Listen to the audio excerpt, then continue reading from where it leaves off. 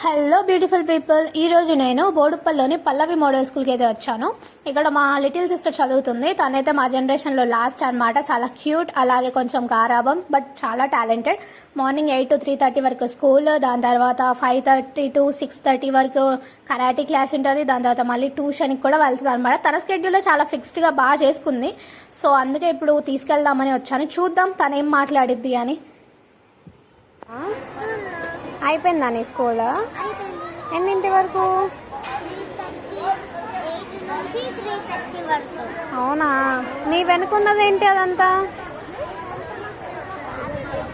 ఏంటిది? పార్కా? సో నువ్వు ఈరోజు చేసావా మరి నీ లంచ్? అయిపోయిందా? అవునా.